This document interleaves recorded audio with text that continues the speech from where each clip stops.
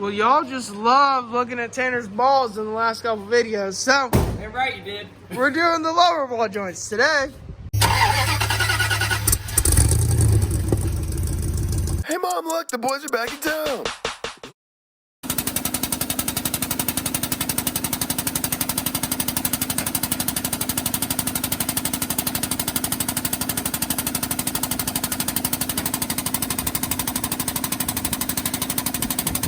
Up she daisies. Well, it's maxed out. Grab some 4x4s, boys. Alright, here we go. So Tanner has some magic in these wheels. Right now we started at 8 inches from the fender to the tire. That's just riding height. We're off. Now that he's off the ground, we're gonna go all the way up.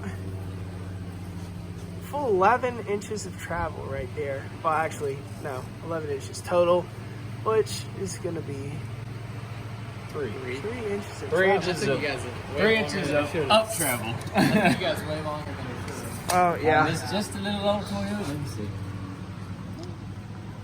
see. Get the jack stand. All right, we're gonna jack stand it up and get these wheels off. First things first, we gotta get the cotter pin out. This might arguably be one of the easiest and worst things you can do. So once you get that cotter pin out, you're gonna take where the ball joint goes into the lower control arm, out. Then there's 4 bolts to undo it from the spindle. And then from the spindle, you are going to undo the tie rod from the spindle. Excuse me, Carson. You got a nice head, but I'm gonna make up. There we go. Don't lose your finger on that thing. So you got your 4 bolts here, 2 on each side, cutter pin, undo right there. And then we got the new ones in the box over here. So you can see, this is where you put in your tie rod, bolts in, and then to your lower ball joint with that. So, That's a 22. let's get it off. The Toyota boys have claimed another piece to the front end set. I claimed this one about a year ago. Tanner just claimed that one. So, pick a fork and a hammer for old time's sakes. Well, we got some parts and pieces pulled. So we got the nuts and bolts almost ready to come off. We got them left in there for safety reasons. And then we just got to get this pushed out. Without breaking it, because I don't want to have to put a tie rod on it. Yeah, well, Because I don't have it here, it's at my house. we want to keep all the boots in safe working order. So we're gonna get that puller on there, hopefully. If not, we're gonna be looking for a new front end puller. So we're gonna get that popped off and pop back with you. We went and got new tools, so that way we can finish the ball joints. Hi, is there a problem here?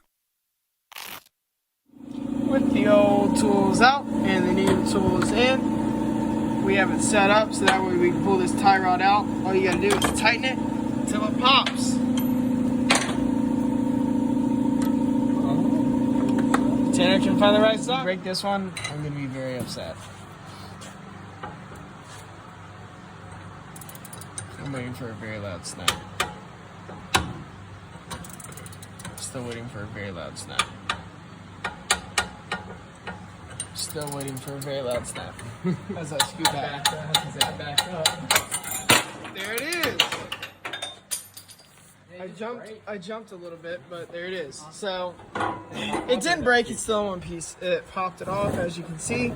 That comes down. And now to just pop off the lower ball joint. Alright, so essentially what we're going to do here, we're going to jack this up to where it sets on the lower control arm.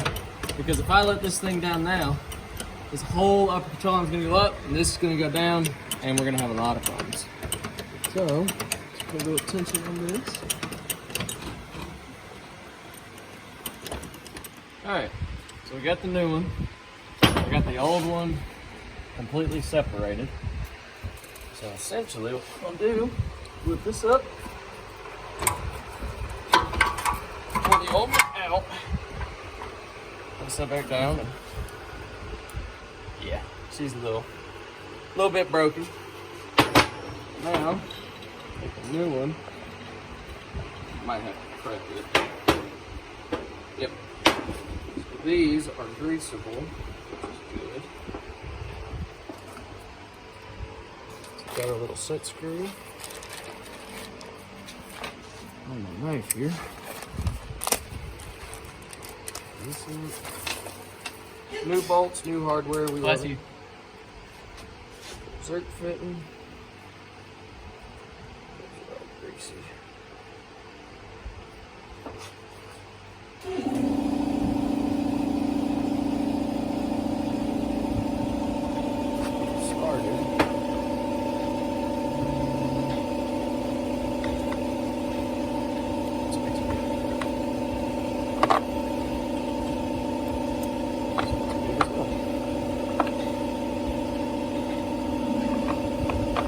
Half the battle is trying to find the right socket size.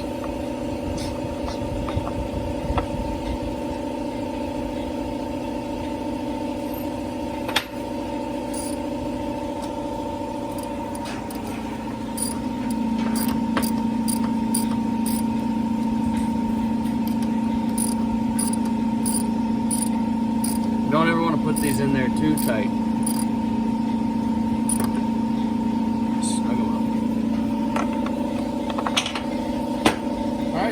Repeat the process of how we took it out.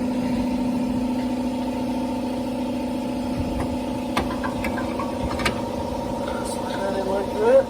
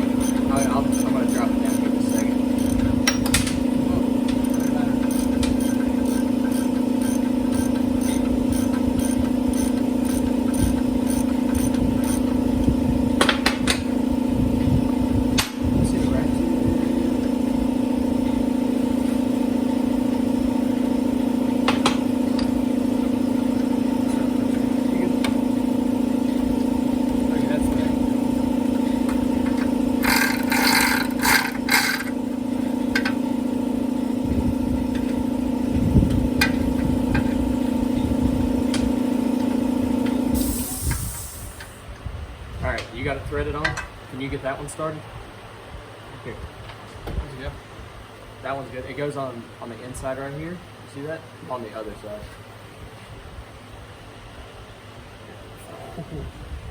Hang on, watch your head. I'm gonna let this jack down. This should be good enough.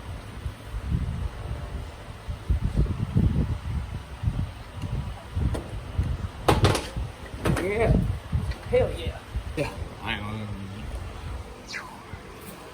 Alright. So, new ball joint is in. The hardest part is lining up all these 4 bolts on the bottom. It's really, you really need to have a second set of hands. But if you can get those started, it's pretty much a cakewalk. Now all we got to do is tighten down the castle nut to whatever torque spec it is. I haven't looked it up. Put the tie rod back on, which, oh, that's bad. Put the tie rod back on, cinch that thing down to whatever foot-pounds, tighten everything up with a torque wrench, put the tire back on, and it's done.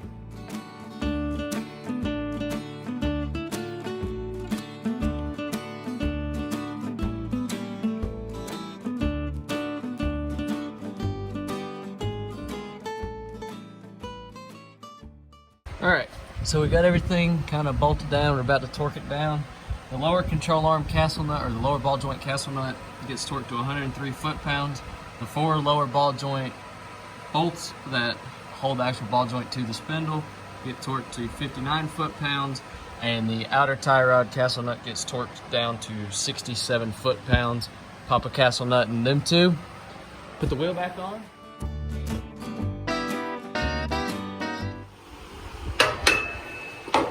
That, my friends, is a lower ball joint.